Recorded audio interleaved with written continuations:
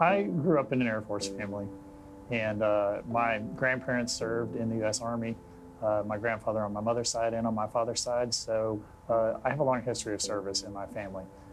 That's something that was always a part of my life, and being in the military kind of shaped my orientation towards serving others and serving our country. So my father actually served in the 1991 Gulf War. He was deployed in Oman and Saudi Arabia. Spent a while there. He was some of the first to go in and some of the last to come out. So he was away for a long time during my childhood, serving the country. And my mom, she took care of both kids and took care of the home front. So I have a deep appreciation for the role of the entire military family. My parents were originally from the East Tennessee area. They joined the service before I was born, and so I actually grew up, everywhere from Germany to Idaho. And I actually attended different schools every year from 4th, 5th, 6th, 7th, 8th, and 9th grades. It sort of led me to a place where academia was the center of my world. The only thing that was consistent was my studies. I realized the importance of education from that experience. I was the first person in my immediate family to attend college. Maryville College, with its focus on service, really attracted my attention as a place where I could both get a high-quality education and do something that made a difference in people's lives.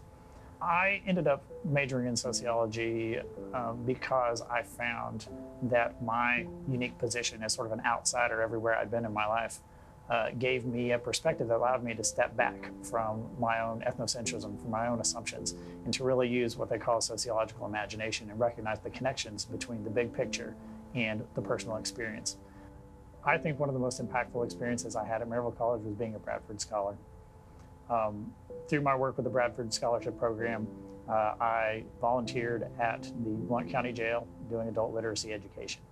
And I coordinated a program for both men and women in working on their GED. As part of this program, I interviewed many of the people that I worked with at the jail. And at the time, I found it striking that many of the women in our GED program, their stories of how they ended up undereducated and in jail in the first place were connected to their experiences of domestic violence. And I think that experience really set the stage for my interest and work later on in the field of domestic violence. One of the things I really appreciated, having opportunities to go to college on scholarship was that somebody believed in me, that somebody gave me the opportunity to make the most of my life, and I wanted to be able to do that for others. So I went to graduate school on a fellowship for Appalachian students, and I really appreciated Maryville College for leading me into that opportunity. So after my first year at the University of Kentucky, I joined a research study at the Center for Research on Violence Against Women. That turned into almost a full-time job throughout my tenure in graduate school.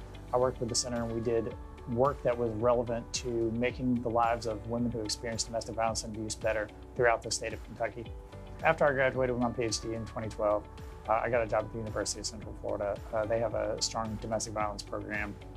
I think one of the most important things that I did during my time at the University of Central Florida was work with the Brevard County Sheriff's Office. I partnered with some detectives from their Special Victims Unit to create a strangulation work group. We had a huge team all throughout the county, and we coordinated, often for the first time, many of these county services that were essential for responding to victims of abuse. This year, starting in 2021, after the pandemic, I saw an opportunity to work here at Syracuse University at the Institute for Veterans and Military Families. What I do is work as a research associate. The research that I work on looks at education, employment, and health and wellness for veterans and veteran families. Try to provide insights into policy and things that affect the quality of life for military families and for veterans. My time at Maryville College really helped me to focus in on the things that were important to me in my life, to look beyond just scholarship and to look at my ability to serve and to use my talents for something bigger, looking for a calling, looking for something that you're called to do.